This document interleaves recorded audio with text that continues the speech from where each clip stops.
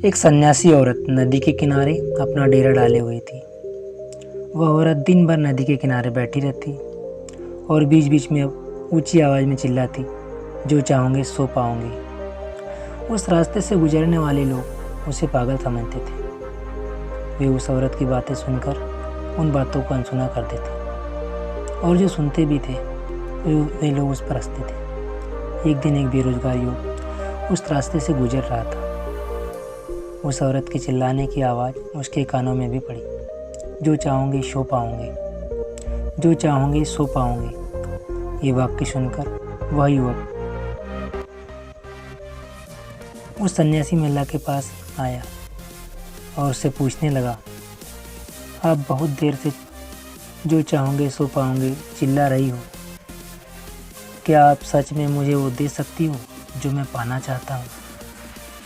उस सन्यासी महिला ने बोला, तुम मुझे पहले बताओ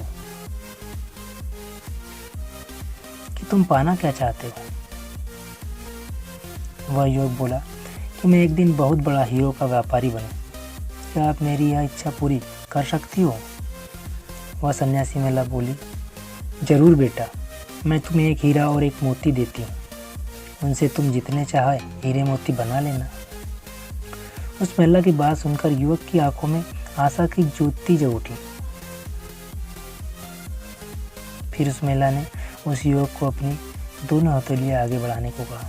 युवक ने अपनी हथेलियां उस सन्यासी महिला के सामने रख दी। उस सन्यासी महिला ने उसकी एक हथेली पर अपना हाथ रखा और बोली, बेटा, इस दुनिया का सबसे अनमोल हीरा है और इसे समय कहते हैं। इसे जोर से अपनी मुट्ठी में जकड़ लो। इसके द्वारा तुम जितने चाहे उतने हीरे बना सकते हो। इसे कभी अपने हाथ से निकलने मत देना।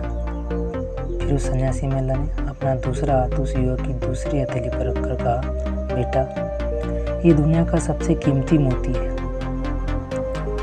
इसे धैर्य कहते हैं। जब किसी कार्य में समय लगाने के बाद भी तुम्हें मनचाहे परिणाम प्राप्त न हो तो इस धैर्य नामक मोती को धारण कर लेना। यदि यह मोती तुम्हारे पास है तो तुम दुनिया में जो चाहो हासिल कर सकते हो। युवक ने ध्यान से सारी बातें सुनी और उन्हें धन्यवाद कर वहां से चला गया। उसे सफलता प्राप्ति के 2 गुरु मंत्र मिल गए थे। उसने निश्चय किया कि वह कभी अपना समय व्यर्थ नहीं गवाएगा और सदा धैर्य से काम लेगा। कुछ समय बाद उसने हीरे के एक बहुत बड़े व्यापारी के यहाँ काम करना शुरू किया।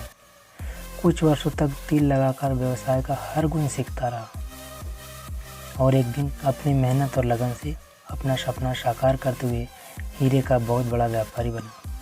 तो दोस्तों, इस कहानी से हम सीख सकते हैं कि लक्ष्य प्राप्ति के लिए सदा समय और धैर्य नामक हीरे मोती अपने साथ रखने चाहिए। अपना समय कभी व्यर्थ न जाने देना चाहिए और कठिन समय में धैर्य का दामन नहीं छोड़ना चाहिए। सफलता अवश्य प्राप्त होगी।